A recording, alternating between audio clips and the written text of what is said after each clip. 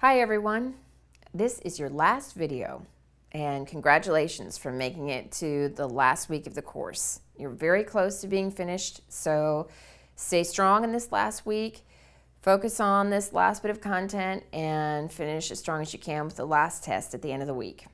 So with this video, I want to talk about two things. First of all, I want to talk about the content for the week, and then I want to talk a little bit about your final exam. So first, the content.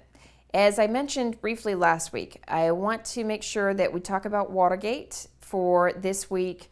I want to try and use that as a bridge to go into the conservative movement, which we're really focusing on for this week. And the reason for that is because Nixon is elected by the silent majority, so you're already seeing the roots of conservative thought with Nixon in the 1970s.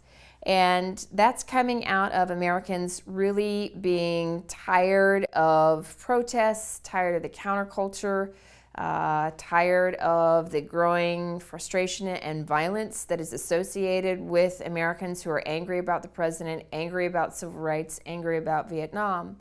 So this silent majority is going to be choosing Nixon to try and bring law and order and stability back to America. And that is one of the foundations of what we're seeing in the 1970s with the conservative thought and rise of conservatism in America in the 1970s and the 1980s.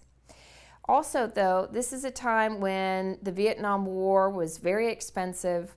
You're going to see jobs being sent overseas. You're going to see a rise in crime. That's all ramifications of the cost of the Vietnam War.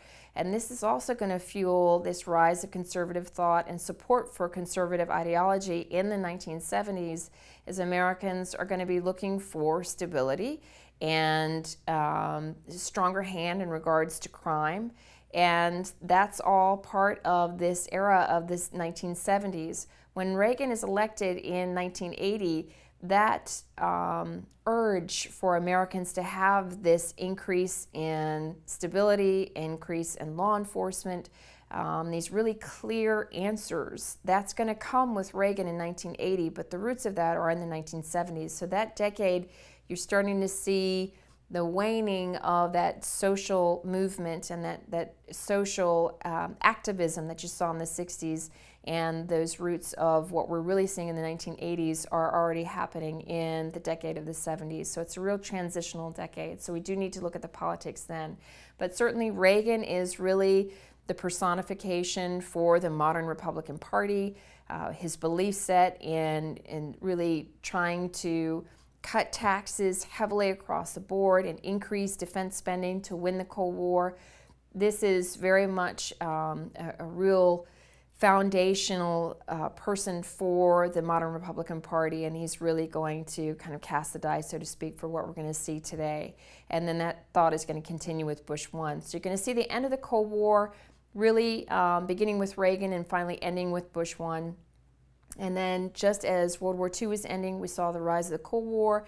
As the Cold War is ending, we're already seeing the rise of terrorism. So do be sure that you listen to the audio file about that background to terrorism. A lot of that is not on the text. If you have questions, certainly email me and I'll try and get back to you as soon as I can to answer questions about that. And then read that brief summary of the 9/11 Commission report, which really does encapsulate what happened on 9/11 so very well. And then that'll end the course and that'll be the content. Now, just a couple of thoughts about your final exam. So much of this is going to be like a regular test. You'll have 30 multiple choice questions that'll be on the content for this week. You're only going to have 2 term IDs, though, so you won't have as many for that. But you're going to have 2 cumulative essay questions that you're going to be answering. I'm going to put up 4 categories, a page that's going to describe 4 categories that the questions will come from. So you need to prepare for each of those categories because you don't know which 2 questions that you're going to get. I talk about what to look for in the cumulative portion in the final exam in the grading rubric, but I'll also talk about that some more when I put up this document that talks about the categories. But you do want to show that breadth of change over time.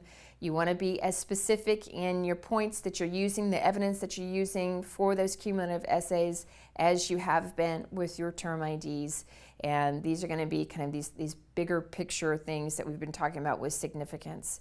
So take a look for that document that talks about the categories for the cumulative essays. You'll have 2 of those that you'll be answering, and then the rest of it will be like the regular exam. And then certainly email me if you have any questions about that. So less content. You do have cumulative essays, but you'll have some time to prepare for that, and you'll have 2.5 hours to take your final exam, so you won't be as pressed for time in writing those and then doing the regular part of your test. So hopefully this will be a strong final grade for you. Good luck.